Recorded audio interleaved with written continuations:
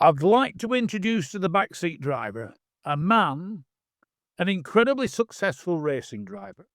Formula One, Indy, Le Mans, who then went on to a fantastic radio and television career, had his own racing academy, designed a toothbrush, and author, motivational speaker, and the man who has just written his autobiography, which is a truly fascinating book, and it's definitely a warts and all. I've never read an autobiography like this. So without further ado, live from his home in America, where he now enjoys gardening, the one, the only Derek Daly. Derek, welcome to the Backseat Driver. Yeah, thank you. You sound like my marketing agent. What do you normally pay him? No. I read in your book that the idea for the autobiography came from a chance conversation on a flight. Is that true? And what was it about that conversation that suddenly made you decide to write this unbelievable autobiography? So, Mark, I'm in television broadcasting. I'm flying across America. I sit down beside a lady who I'd never met before, and we just strike up a normal type of conversation. She starts to ask me questions. The more answers I gave her, the more questions she had. And at the end of the flight, which is about 4 hours across the country, say goodbye to her. She leans over, puts her hand on my arm, and she says, "I'm a publisher, and you need to write a book." Now, I never thought that the experiences that I relayed to her during the flight because of her questions meant anything other than friendly conversation, but she thought the experiences should have been captured because in her profession as a publisher, she said, if you don't capture these stories, they're lost forever.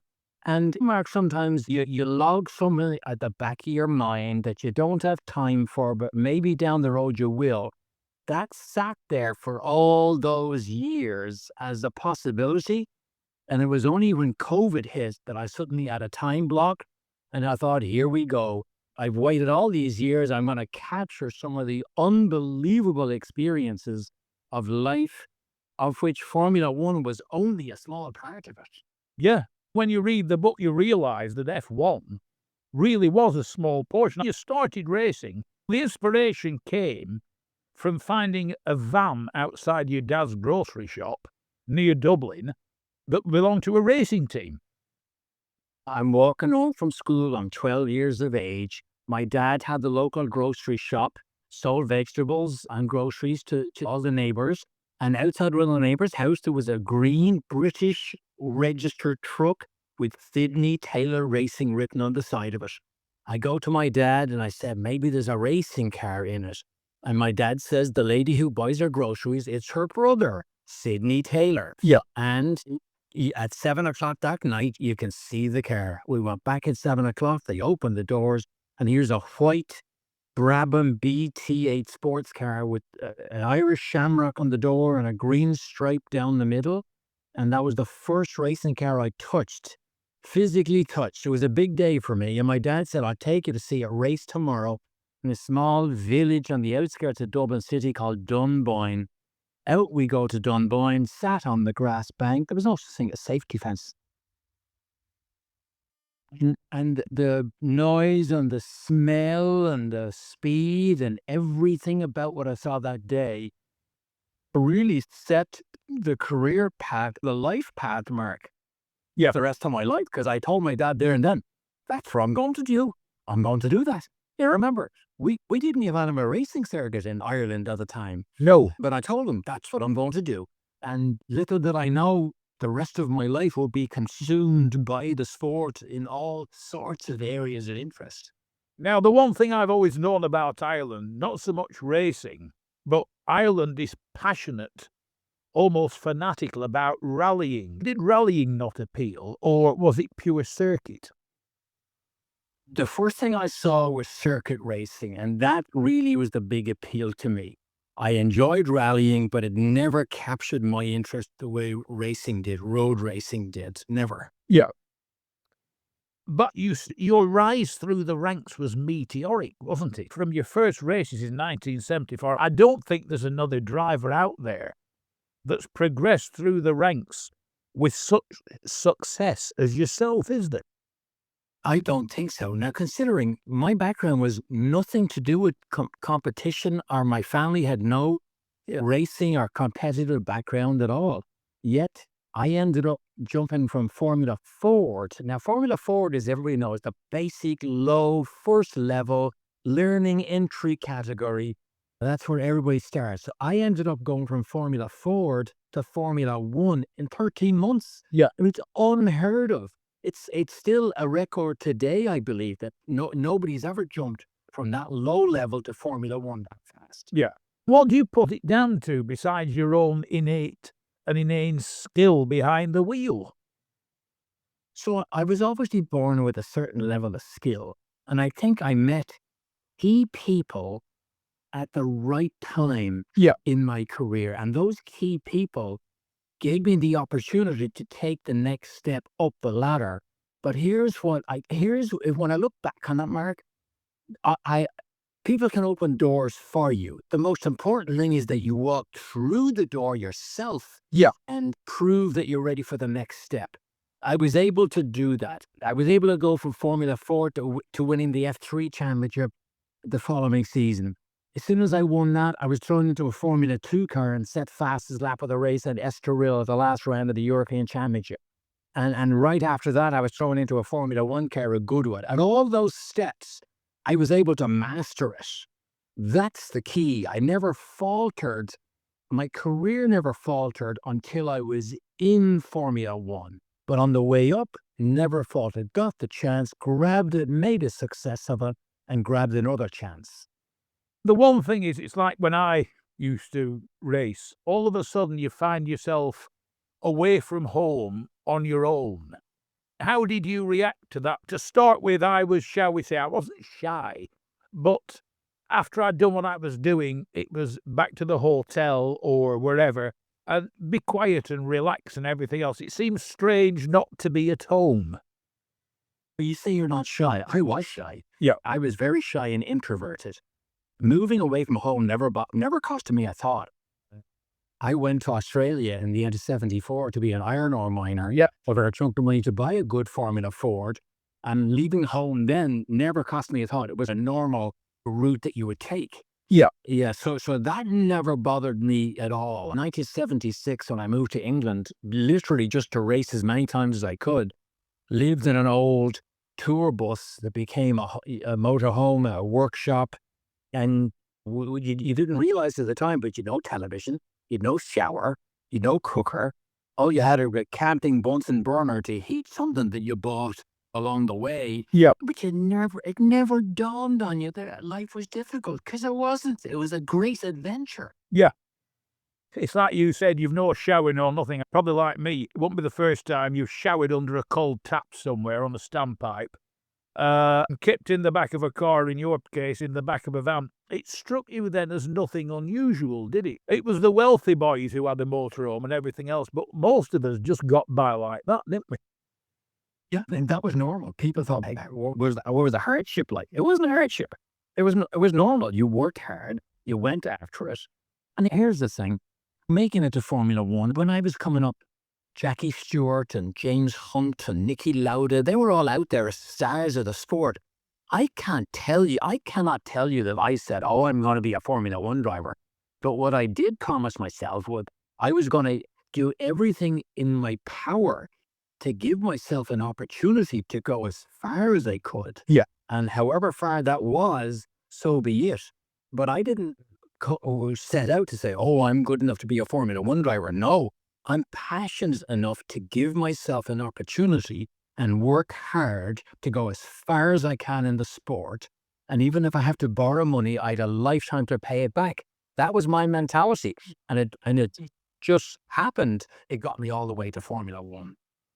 Now, back then, the teams, the team owners, the managers and everybody else were far more available and accessible to the public and to other drivers. Did you find this a benefit that you could go to a race meeting and the team owners and the top drivers were there and you could go and talk to them. To be quite honest, Mark, I didn't even know who they were. I was so naive and I was so shy, I'd be afraid to go talk to them anyway. Yeah. But I had Bubbles Horsley called me from Hesketh one time, and my heart started pounding because I knew Bubbles Horsley to me was a bit of a celebrity. Yeah. Guy to James Hunt, I couldn't believe he was calling my phone number for. Maybe he got the wrong number. He thinks I'm somebody else.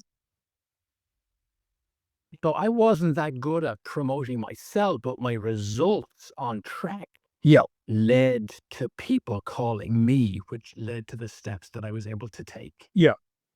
And that's the one thing, unlike today's Formula One, where I won't name names, but they are sat in those cars because daddy has a lot of money. Back then, okay, you needed money or you needed to find access to it, but it was more of a skills-based thing, wasn't it? Now, if you've got something like 30 million quid in the bank, away you go and drive an F1 car. Yeah, it was still the same back then, Mark. People could get sponsorship and get themselves on the grid. I think it might always be like that. But it's still, to be successful in Formula One, it was still the most difficult form of motor racing in the world. Yeah. It was the most challenging, the most difficult, the most technologically advanced. Even in our day, it was like that, just as it is today. Yeah. It's the other thing, looking down like 1976, the number of different cars you drove. How different were they all, and how quickly were you able to adapt and modify to all the different cars? I think it's important to remember that the cars were nowhere near as sophisticated as they are today. Yeah. A Formula 3 car was just a bigger, faster, wider tired Formula Ford. Yeah. Except it had a monocoque. Formula 2 was just bigger, faster again. Formula 1 was just a bigger, faster Formula 2 car. Yeah. Normally aspirated, 6-speed gearbox, monocoque chassis, fiberglass body. So everything just went faster. Yeah. So in a way, it was easier, but I think today's cars are so sophisticated. I don't think they're as enjoyable to drive as the cars we drove. Formula One cars in our day, the harder you drove, the faster you went. Yeah. If you got the car sideways and you're prepared to hang on and hit the power, you could still go faster. Today's Formula One cars, you get sideways, you go slower. Yeah. I miss that flamboyant style that you could have still in my early era of F1. I don't know whether you saw the Grand Prix or mainly the practice on over the weekend gone. And you look at that, the modern cars do not like getting out of shape, as you said, and this strikes me as why modern F1 is not spectacular. It is, but it isn't. And the drivers don't seem to exhibit the skills of the guys from your generation. Somebody said to me there's only one modern driver who could probably drive a Formula One car from your era, and that's every chance of being Verstappen. Do you think your skill levels exceeded those of the modern drivers? I don't know, Mark, if I'd say that. The skill levels of a Verstappen is as high as anybody I've ever seen. Yeah. But his skills are different also. He's got obviously instinct reflexes just like we all had. But now that you have to think in a much broader capacity. Like, for example, in the race at the weekend, Russell was playing out the strategy of racing cars that were around him. Yeah. Never mind just his own car. We didn't have strategy calls like you did today. Yeah. Essentially making a pit stop. If you had to make a pit stop in my day, you were done, you were out. But so we didn't have strategy that's added to the races like you have today. Yeah. When you came up against people, one of your teammates was Keke Rosberg. When you were up against them, could you see that they were better, not being funny, don't take this wrong way, better than you, or quicker than you, or different to you? Could you spot the names? Could you see them and think, yeah, the guy is quick? No. Oh. No. Because remember, I'd raced with Keke in Formula 2. Yeah. for a couple of years before the race. By the way, that's not to say you weren't as good as them, but you look. No, I know what you mean. I know what you mean. Yeah, but Keke and I were teammates at Macau. Yeah. And so I knew how I ranked against him. So when I was up against him at Williams and suddenly I was 1.5 seconds slower than he was, there was something going on. And the autobiography gave me an opportunity to detail that, to tell that story. Yeah. Because quite honestly, until I wrote the book, I never even looked into the story. I never even researched as to what might have happened in my last year in Formula 2 that literally pushed me out of Formula 1. Yeah. Until the autobiography. And it was really interesting that my career was sabotaged to help Keke because for all the reasons that I detail in the book. It was a fascinating story really to unravel myself. Yeah. How did you find out about it? Because I know you got in the book, it states that Rosberg had basically a quicker car. I found out about it by researching all the lap times of the races. Yeah. And the lap times of qualifying. And I was an average about 1.5 seconds slower than Keke in qualifying everywhere. Yeah. And so at a place like Brands Hatch, I knew there was nobody faster than me at Brands Hatch. Yeah. That is not an arrogant statement. No. I proved it in every category. I proved it in my Grand Prix debut. I loved the circuit. I knew every inch of it. Yeah. There was nobody 1.5 seconds faster than me, especially Keke Rosberg. Yeah. And yet that's what happened in qualifying. So I knew there was a car difference. I knew there was a lightweight car. Yeah. I knew there was an engine difference. And it is what it is. Life goes on. And what I didn't realize at the time, when I got pushed out of Formula 1, I went to America. Yeah. A whole new world. The experiences opened up that were unbelievable. That's the one thing. I've interviewed people involved with Indy and NASCAR. NASCAR is almost a religion in America. But as Indy cars, I get the feeling, I might be wrong, that an Indy car is, for want of a better term, a simpler machine than a Formula 1 car. It's more basic.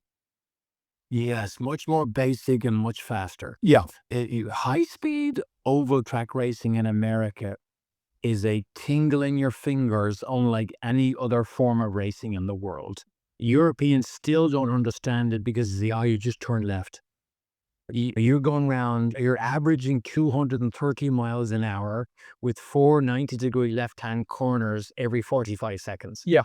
You're so on the limit, and the danger level of it is so apparent that it makes it the most amazing form of racing in the world today. It truly is, and 350,000 people go to watch it live every year, making it the largest motor racing event in the world. It really is unbelievable. Yeah. Now, the Indy cars, besides the ovals, they do race a form of road circuit as well, don't they? Yes, they do, yeah. They're very much like Formula 1, not at the level of Formula 1. Yeah. And the cars are nowhere near as sophisticated, and they're much, much heavier. You're like 400 or 500 pounds heavier. So they're a much slower car on a road course. Yeah. Yeah, but it's definitely a level below Formula 1. Yeah. Now, looking at it, the road circuit cars look to the uninitiated like a big F1 car. The oval cars are offset, aren't they? Yes, a bit offset, and the cambers are offset. Obviously, much smaller wings, typical just how to go faster. Yeah.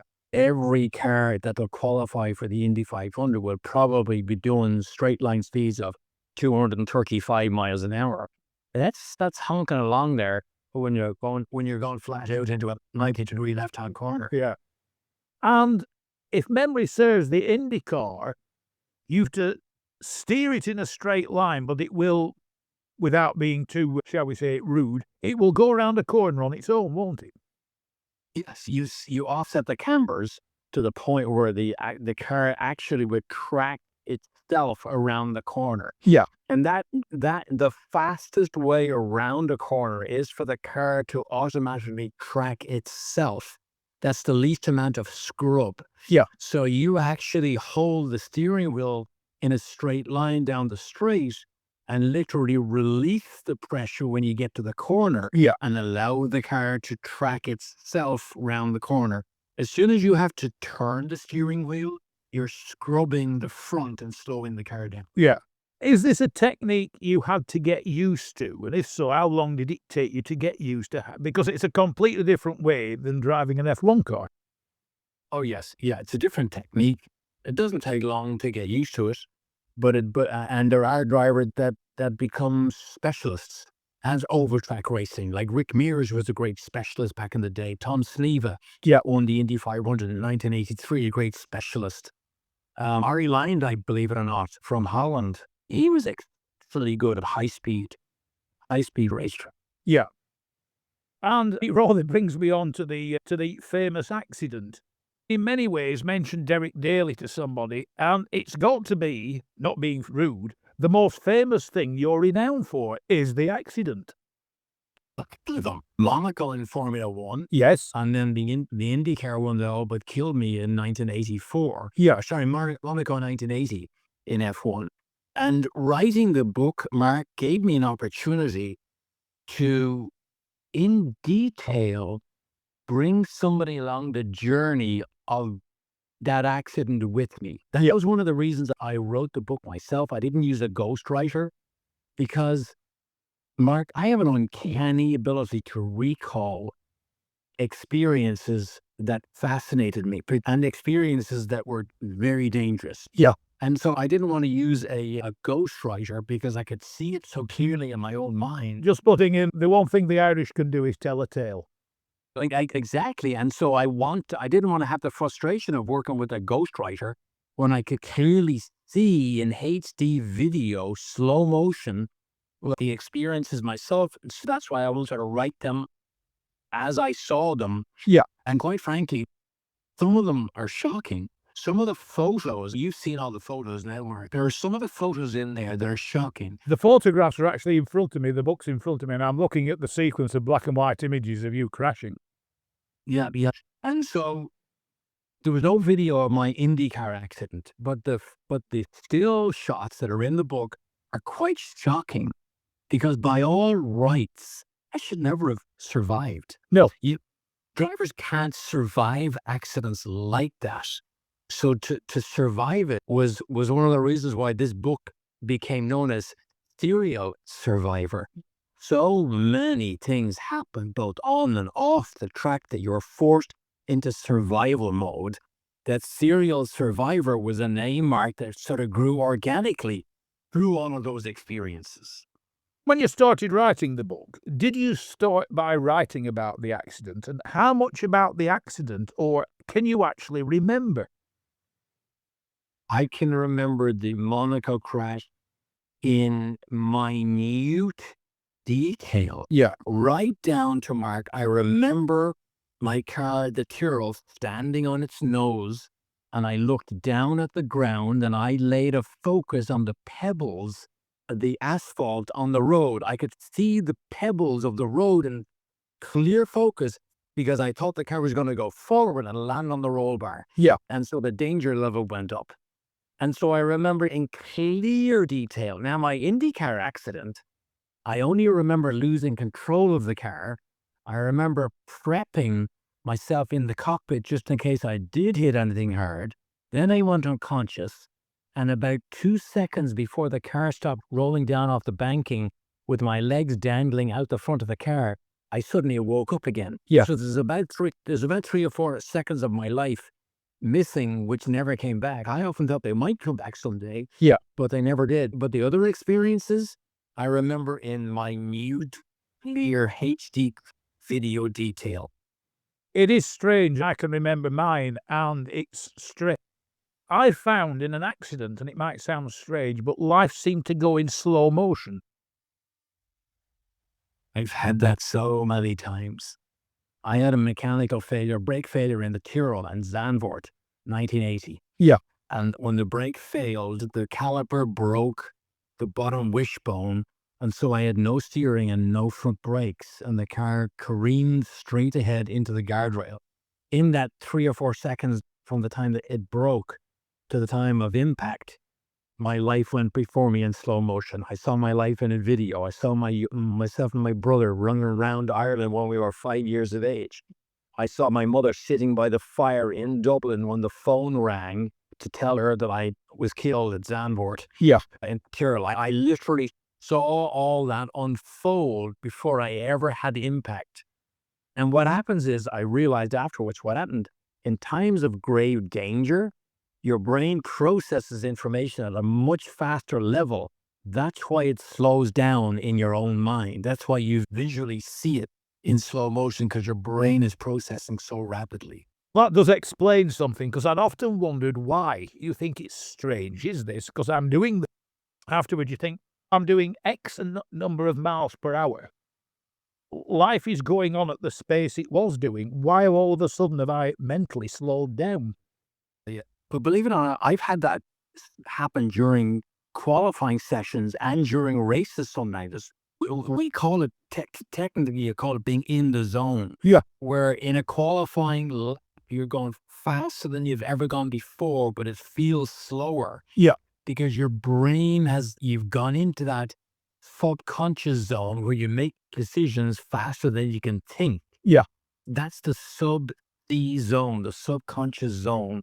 And people like Ayrton Senna, I'm sure, had access to that way more than any other drivers. I had access to it, but not as often as a Senna had. Yeah. And when I can remember situations like that. It slows down and it's physically way easier than it ever was before. And the other thing I noticed at times was, you mentioned like a subconscious thing. You will correct a car coming out of a corner and you don't realize you've corrected it. Yeah. Oh, yeah. That's just natural. Yeah. If you have to think about what you have to do, you're too late. Yeah. Sometimes I thought, bloody hell, I caught that. Well done. Anyway. Now, just So I'm glad you read the book. What were the surprising pieces to you? Because people that read this are shocked that they never heard some of the stories that are in there. Like in my time in Australia on the drones, did you think that was a bit of a shocker? No, because that was at an era when people did it. I'm not being funny. I've never been tempted. But that was at an era and a time when people took drugs, especially if, like you said in some way, it helped you to work or helped you to relax on what was apparently a back-breaking job. Yeah. And for me, it was just curiosity. Yeah. Well, my partner was a drug addict and said, "Oh, this will make you feel great." And, me being naive, which I should never have done, said, "Okay, give me a go." And that could have killed me, because that's people who do that these days with the strength of drugs they have these days do die. Yeah. Oh, yeah. Isn't able to withstand it. I conclude the experience made it that you didn't want to do it again. No, see, yeah. Yeah, but unfortunately, I got hooked on opioids after my big accident in America. Yeah. And that's all detailed in the book also. And really, I'm glad it took me 3.5 years to write this, Mark, but I'm so glad I put the effort in, because now it's captured forever. Yeah. Now, when I'm dead and gone, my grandkids say, "What did my granddad do for 6 decades?" After the 1960s, it's all there. Yeah. And if I want anybody to take anything from this, I was naturally hardwired to be a risk taker. Yeah. But I would love this book to be a sort of a mentor in print.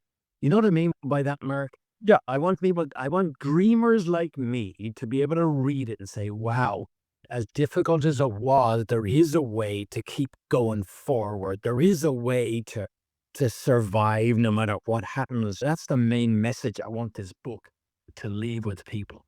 And the one experience, regrettably, nobody will ever be able to repeat. You were able to do it. I was able to do it on about 4 occasions, was to be in the company of the one, the only Colin Bennett. Yeah. So, yes, Colin was such a great man. In 1985, after my injuries, I was in therapy for almost 3 years. Yeah.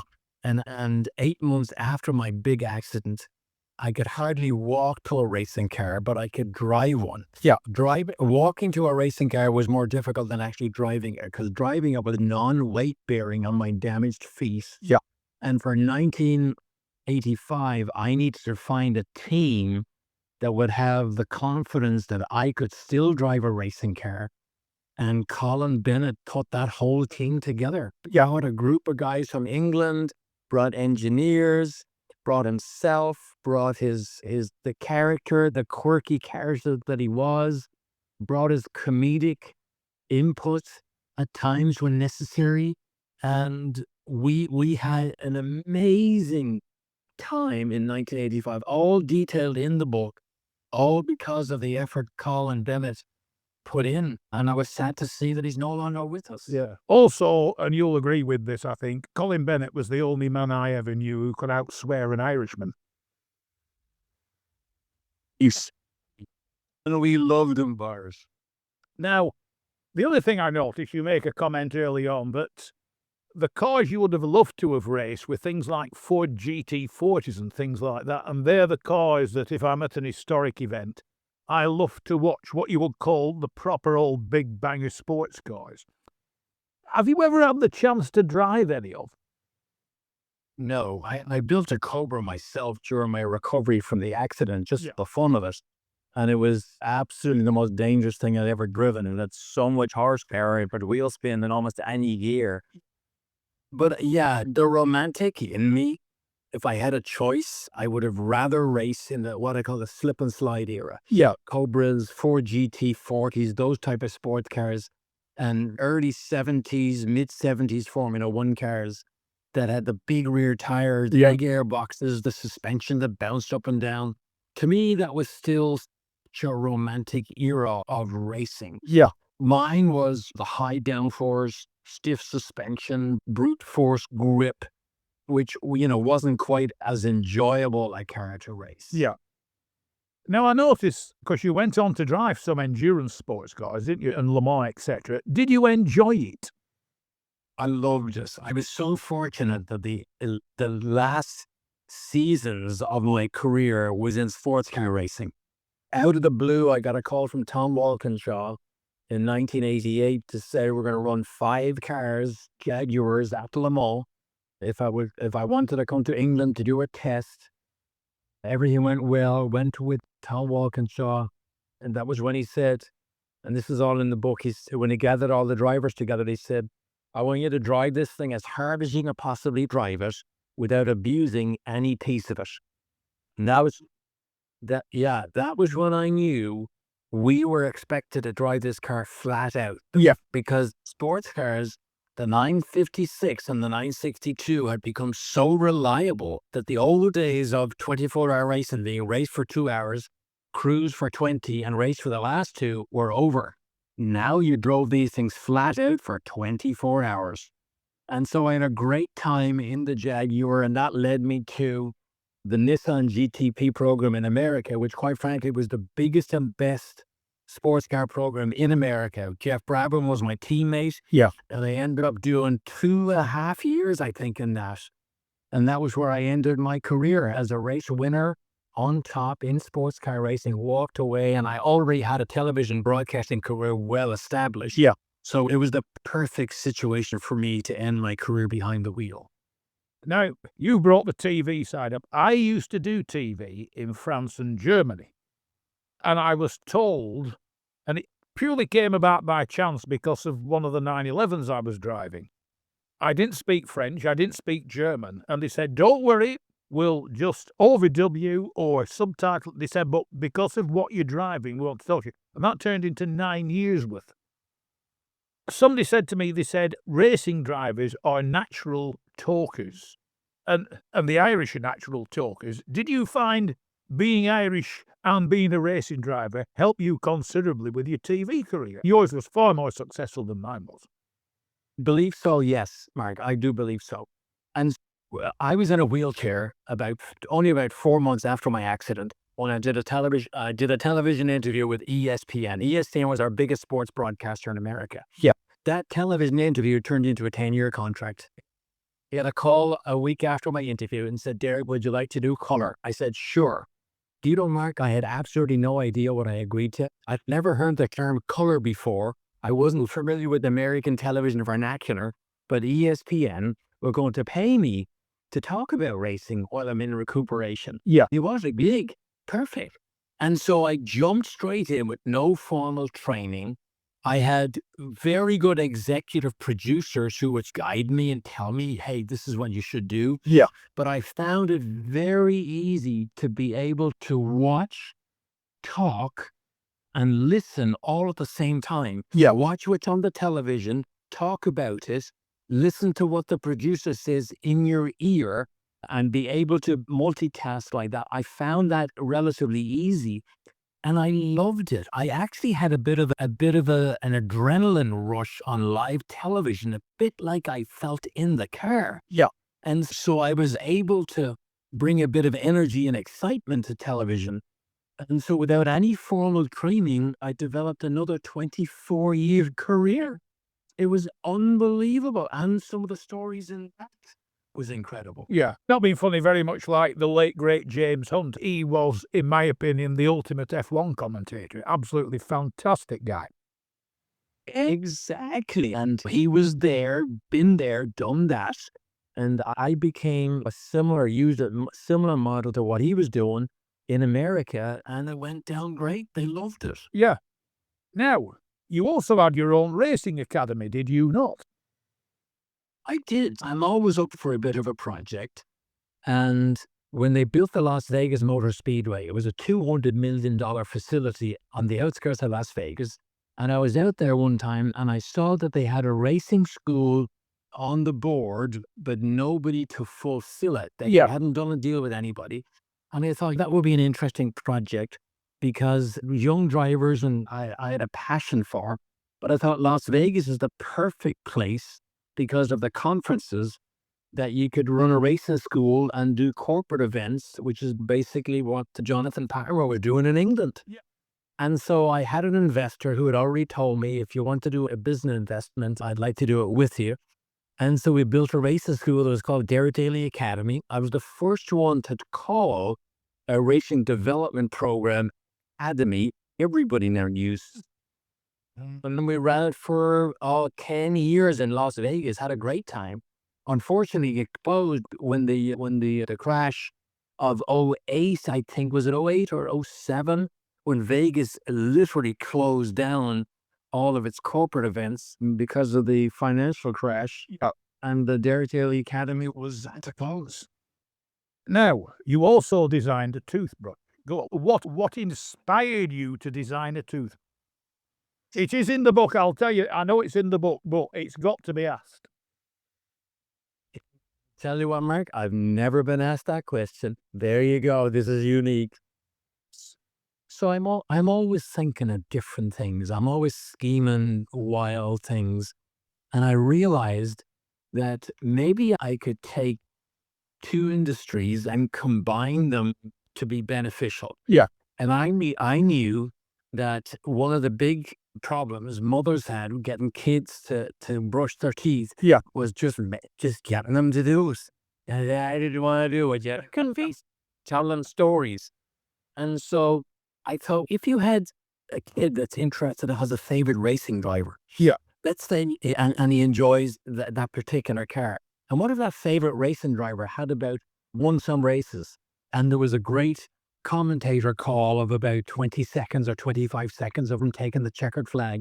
I said, what if you could pull that television commentator a favorite race-winning call and have that run for 25 seconds, which is about enough to brush your teeth? Wouldn't that be an attractive way for a child to have his favorite racing driver sitting on the sink every night, and when he's picked up the toothbrush, suddenly the call of that great race room would start, and he wouldn't end brushing his teeth until his favorite driver took the checker flag? I thought it was an amazing idea. And so I called Mario Andretti's manager, John Caponegro. Yeah. I said, because I knew John knew a guy called Don Levine, who was G.I. Joe. Have you heard of G.I. Joe? Yes. The figurine? Yes, all over the world they heard of G.I. Joe. G.I. Joe's dad was Don Levine. Mario knew Don Levine, and so I got onto Mario's manager, John Caponegro. I said, can you introduce him to Don Levine? I told him what my idea was. He thought it was a great idea. Yeah. Asked me to come and meet him in his home, said he would design it, the final design. He would take it to his factories in China, produce it, and write right after the prototype, which is pictured in the book, Yeah. right after the prototype, the planes crashed into the World Trade Center on 9/11. Yeah. And so suddenly Don Levine put off every project he was working on because everybody wanted the New York Fire Department and the New York Police Department figurines like G.I. Joe to be produced. And that was the big sell point. And everything else got put on hold, including my racing toothbrush. And it's just one of those quirks of timing that was unfortunate. But it was a great project, and I just thought it'd be interesting to throw it on there in the book to see how my fertile mind operates at times and how something like that came to being. Now, the other thing you do is a lot of motivational speaking. Is it something you still do? I still do it. I love to do it. Yeah. I don't do it as much as I did because quite frankly, Mark, I don't want to travel as much. But I found it interesting that the admired skills of the world's great racing teams can be transferred into corporate culture. Yeah. And all I am is a storyteller. I, in front of corporate America, in fact, I do it across the globe now. I was in England just 2 weeks ago. Yeah. For one of the largest name brands, Pepsi, in the world.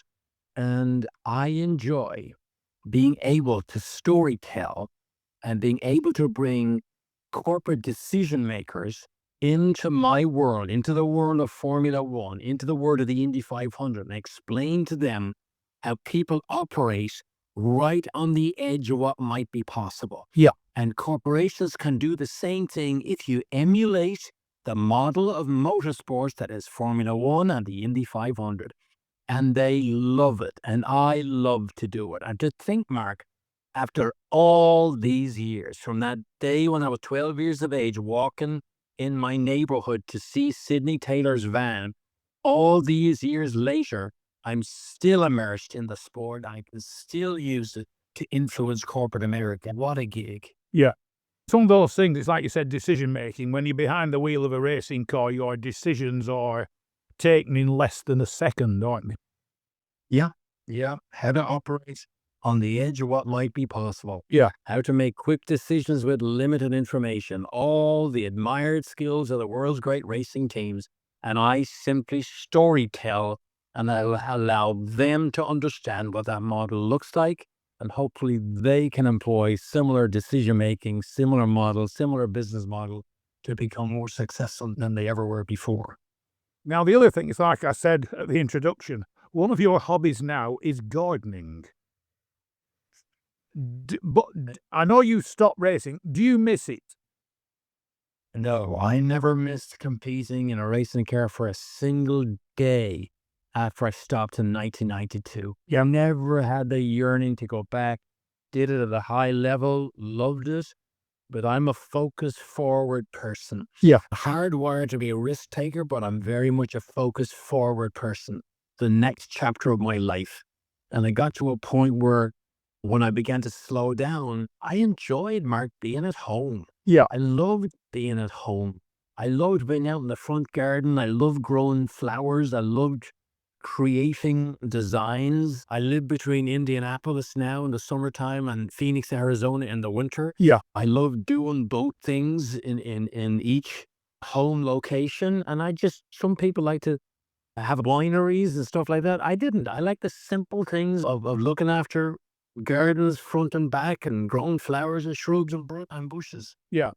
And one question I always ask all racing drivers, what's your daily driver? What do you drive around in? I have a couple of things in Indianapolis. I have a boat, so I need something to tow the boat. I have a Toyota FJ. Do you know what they are? Is that the big things?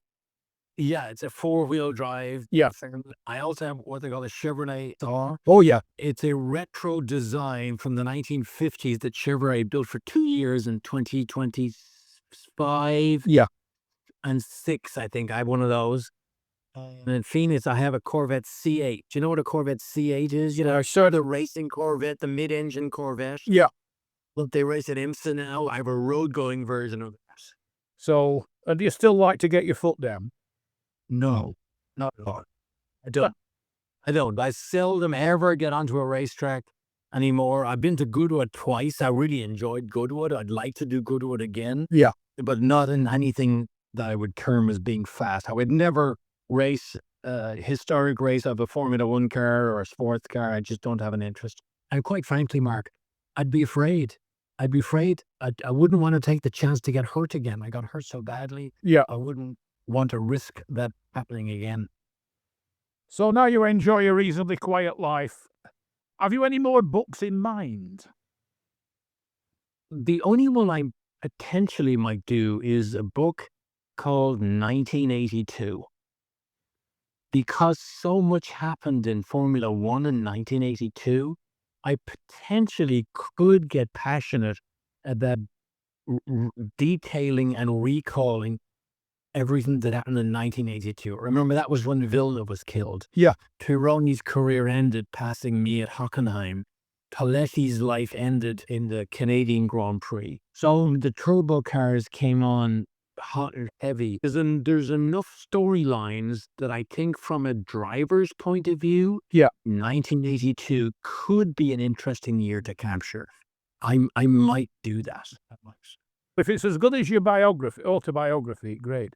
For anybody who's not interested, who missed my online review, it's called Derek Daly, Serial Survivor, and it is by Everall Publishing. And you've just enjoyed a phenomenal book tour with this, haven't you? Yes, it was really good. And it's surprising the interest of people. Sometimes you never know what will people think. Will they like it? But I think you know that the publisher nominated my book for the William Hill Sports Book of the Year. Oh.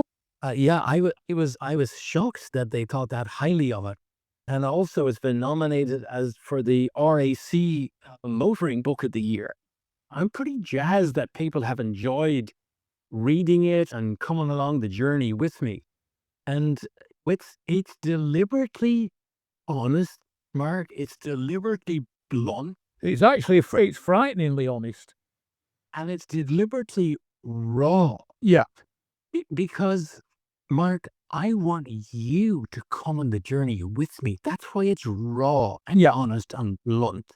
And so, for example, you know the picture of the golden Mercedes that's destroyed, that killed my best friend? Yeah. Nobody ever saw that picture until this book. I took that picture myself Yeah. in 1990. Gary Gibson, who was my best friend, was driving that car. He got killed. His wife never even saw the picture until it was in the book. And she was shocked, as other people were. The reason I put it in there is I was shocked when I saw the car. Yeah. I want you to be shocked when you see the picture. I want everybody who knew him to be shocked, because I want you to come on the journey that I was on when I saw that crashed car for the first time that killed my best friend. Yeah.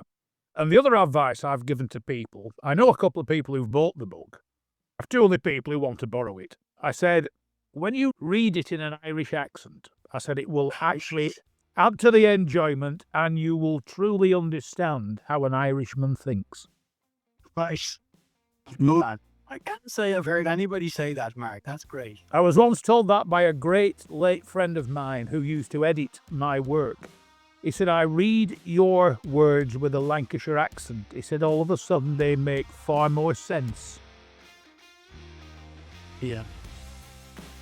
Derek Daly, it's been an absolute pleasure chatting with you. Thank you so much for joining me on the Backseat Driver. I know you're extremely busy and there has been and will still be a queue of journalists and presenters waiting to talk to you. But once again, Derek Daly, thank you very much indeed, sir.